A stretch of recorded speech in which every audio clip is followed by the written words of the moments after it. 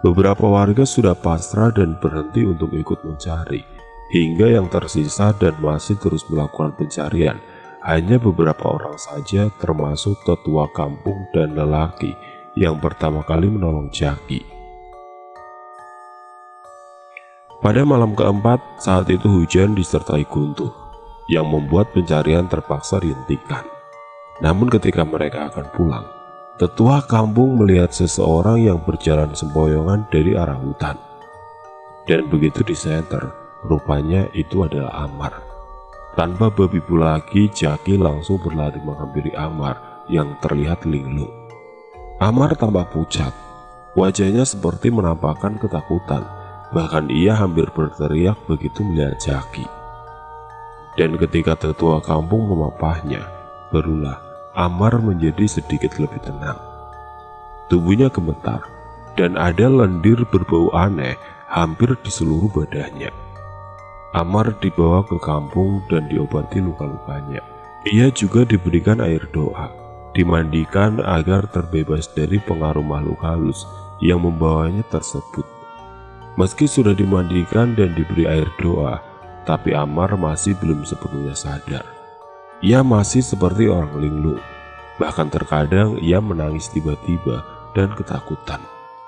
Ia juga masih belum mau menceritakan apa yang sebenarnya dia alami pada saat ia menghilang hari itu.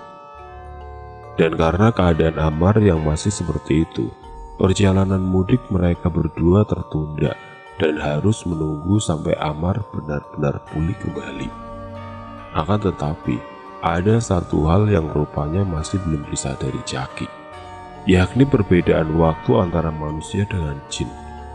Rupanya mereka sudah cukup lama menghilang, bahkan saat itu Ramadan sudah lama berakhir.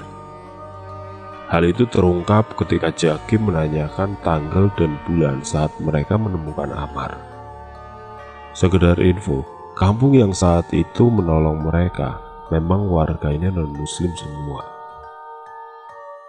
Kurasa temanmu itu berhasil keluar lebih dulu dari kampung tersebut, tapi jalannya selalu disesatkan oleh mereka agar dia tidak bisa keluar dari area hutan, cerita tetua kampung, sembari menuju kamar yang sedang duduk melamun di depan pintu. Kalau memang kamu mau pulang lebih dulu untuk mengabari keluarga temanmu itu, silakan saja. Kami akan membantu menjaga dia di sini selama kamu tidak ada, lanjut beliau. Kali ini matanya menatap Jaki dengan lekat. Jaki menghela nafas panjang. Ia tidak tahu harus memilih pulang atau tetap berada di sana sampai waktu yang tidak ditentukan. Hampir semalaman Jaki tidak bisa memejamkan matanya, disebabkan oleh pikiran yang bergelayut di benaknya. Akhirnya, setelah memikirkan masalah itu sepanjang malam, Jaki memutuskan untuk pulang lebih dulu. Setidaknya ia akan mengabari keluarga Amar, agar Amar bisa dibawa pulang ke kampung halamannya. Karena jelas tidak mungkin bila Jaki membonceng Amar yang keadaannya masih seperti itu dengan jarak tempuh yang masih sangat jauh. Apapun bisa saja terjadi dalam perjalanan. Bahkan bukannya tidak mungkin kalau mereka akan mengalami kecelakaan jika masih memaksa untuk tetap membawa Amar bersamanya. Setelah berpamitan pada tuan rumah dan warga kampung yang telah membantunya itu, Jaki pun berangkat. Ia menatap Amar yang berdiri tanpa ekspresi, tengah disuapi oleh anak tetua kampung. Mereka akan merawatmu dengan baik selama aku pergi, Mar. Kamu tenang saja, aku akan membawa keluargamu kemari, ucap Jaki dalam hati. Perjalanan sedikit lambat dari perhitungan, sebab Jaki tidak mau meneruskan perjalanan pada malam hari. Ia lebih memilih untuk beristirahat penuh di malam hari dan melanjutkan perjalanan di siang hari. Setelah melewati perjalanan yang sangat melelahkan, akhirnya Jaki sampai juga di kampung halamannya. Tampak keluarganya sangat kaget melihat kedatangan Jaki. Mereka khawatir pada Jaki karena tidak kunjung pulang, apalagi dihubungi tidak bisa. Perlahan-lahan Jaki mulai menceritakan pengalaman ia dan Amar yang salah jalur sampai memasuki perkampungan jin. Karena pandangan mereka di malam kejadian itu ditutupi, sehingga tidak bisa melihat persimpangan jalan yang dikatakan oleh anak perempuan di warung makan. Keluarga Jaki sangat bersyukur karena Jaki dan Amar berhasil selamat. Meski sekarang keadaan Amar belum pulih sepenuhnya. Entah apakah yang sudah dialami Amar selama ia menghilang, sampai-sampai ia seperti sangat ketakutan saat melihat Jaki.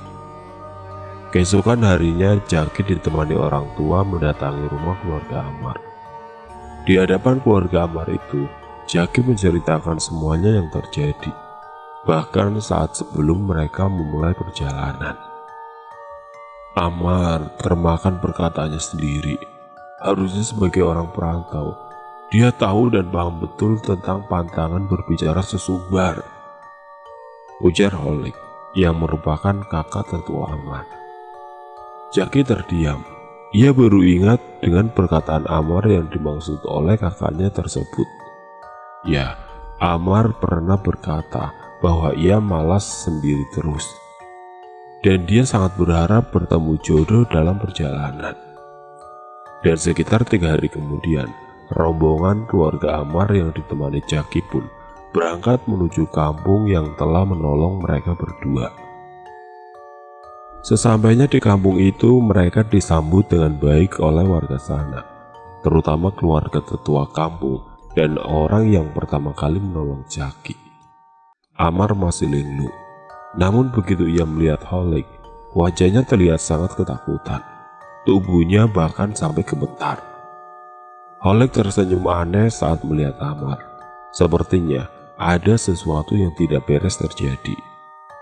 Di kampungnya, Holik memang dikenal sebagai orang yang paham dengan hal-hal seperti itu.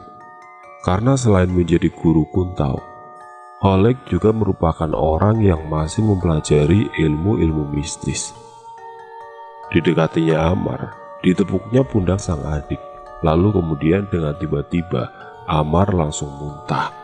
Ia memuntahkan semua isi perutnya yang berupa nasi bercampur cairan kehitaman berbau busuk. Setelah muntah, tubuh Amar langsung lemas. Ia jatuh dan langsung dipeluk sang kakak. Kepala adiknya ia pijat-pijat dengan lembut. Singkatnya, setelah beberapa jam, Amar pun terbangun. Wajahnya yang sebelumnya pucat, kini mulai berangsur-angsur segar. "Jaki," ujar Amar untuk pertama kalinya setelah ia ditemukan. "Iya Amar, ini aku Jaki. Kau masih hidup? Ataukah aku yang sudah mati?" Mendengar pertanyaan dari Amar, Jaki mengernyitkan keningnya. "Aku masih hidup, Mar. Kau juga masih hidup. Kita semua yang berada di sini masih hidup." "Syukurlah. Memangnya ada apa, Mar?" "Malam itu kamu terserang penyakit aneh, Jak. Bahkan bapak pemilik rumah itu sampai tidak bisa berkata-kata saat kamu terkena penyakit itu. Tubuhmu kejang-kejang dan darah terus mengalir dari mulutmu. Oleh si bapak, aku diperintahkan untuk tetap menemanimu di rumah, sementara dia pergi untuk mencari pertolongan dari warga lain. Tapi baru sebentar saja bapak itu pergi, sesuatu yang buruk terjadi padamu." Cerita Amar terhenti. Bibirnya tampak gemetar saat akan melanjutkan ceritanya lagi. Aku melihat sendiri bagaimana bola matamu membesar dan pecah. Kulit wajahmu hancur dan meleleh seperti lilin yang terkena api, Ki. Suara retakan tulangmu yang membuatku ngilu terdengar dengan sangat jelas. Aku ingat perkataanmu saat itu. Kamu bilang, "Sakit, Mar, tolong aku." Tapi aku tidak tahu harus berbuat apa. Aku tidak bisa menolongmu, Ki. Aku hanya melihatmu kesakitan, sehingga akhirnya kamu tidak lagi bergerak, Ki. Kamu mati. Jaki menggaruk-garuk kepalanya setelah mendengar cerita dari Amar.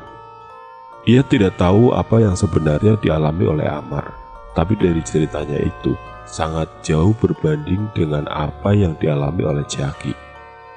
Jaki tidak bisa berkata-kata karena apa yang diceritakan Amar itu sama sekali tidak terjadi padanya. Yang Jaki tahu, saat itu Amar menghilang di pagi hari sebelum ia bangun dari tidurnya. Namun walau terdengar membingungkan, Jaki tidak membantah sedikit pun cerita tersebut.